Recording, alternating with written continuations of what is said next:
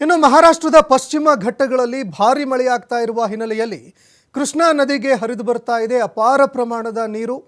ಹೀಗಾಗಿ ಬಾಗಲಕೋಟೆ ಜಿಲ್ಲೆಯ ಕೃಷ್ಣಾ ನದಿ ಪಾತ್ರದ ಗ್ರಾಮಗಳಲ್ಲಿ ಆತಂಕ ಎದುರಾಗ್ತಾ ಇದೆ.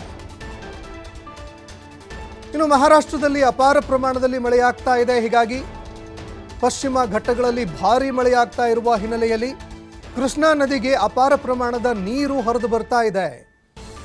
ಹೀಗಾಗಿ ಬಾಗಲಕೋಟೆ ಜಿಲ್ಲೆಯ ಕೃಷ್ಣಾ ನದಿ ಪಾತ್ರದ ಗ್ರಾಮಗಳಲ್ಲಿ ಇದೀಗ ಪ್ರವಾಹದ ಆತಂಕ ಎದುರಾಗ್ತಾ ಇದೆ. ಮಳೆಯಿಂದಾಗಿ ಕೃಷ್ಣಾ ನದಿಗೆ 83,000 ಕ್ಯೂಸೆಕ್ ನೀರು ಹರಿದು ಬರ್ತಾ ಇದೆ. ಒಮ್ಮೆಲೆ ಭಾರಿ ಪ್ರಮಾಣದ ನೀರು ಹರಿದು ಬರ್ತಾ ಇದೆ. ಹೀಗಾಗಿ ಭಾರಿ ಪ್ರಮಾಣದ ಹೊರಹರಿವು ಕೂಡ ಆಗತ್ತೆ. ಒಳಹರಿವಿನ ಪ್ರಮಾಣ 83,000 ಕ್ಯೂಸೆಕ್ ನೀರು. ಹೀಗಾಗಿ ಹೊರಹರಿವು ಕೂಡ ಹೆಚ್ಚಳ ಆಗುವಂತಹ ಸಾಧ್ಯತೆ ಇದೆ. ಇನ್ನು ನಿನ್ನೆ ನಾವು ನೋಡ್ತಾ ಇದ್ವಿ, ಇದೇ ಒಂದು ಕೃಷ್ಣಾ ನದಿಯ ಪಾತ್ರದಲ್ಲಿ ಗ್ರಾಮಸ್ಥರು ಹುಚ್ಚಾಟವನ್ನು ಮೆರಿತಾ ಇದ್ರು. ನೆನ್ನೆ ತಾನೇ ಸರಿಸುಮಾರು 7,500 ಕ್ಯೂಸೆಕ್ ನೀರನ್ನು ಹೊರಗಡೆ ಬಿಡಲಾಗ್ತಾ ಇತ್ತು.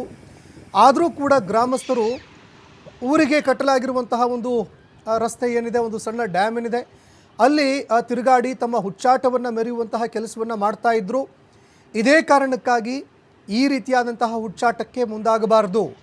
ಯಾಕಂದರೆ 83,000 ಕ್ಯೂಸೆಕ್ ನೀರು ಒಳಹರಿವಿದೆ.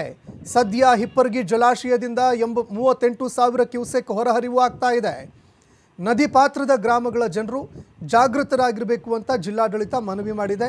ಜಮಖಂಡಿ, ರಬಕವಿ, ಬನಹಟ್ಟಿ, ಬೀಳಗಿ ತಾಲೂಕಿನಲ್ಲಿ ಹಲವಾರು ಗ್ರಾಮಗಳಲ್ಲಿ ಪ್ರವಾಹದ ಆತಂಕ ಎದುರಾಗ್ತಾ ಇದೆ.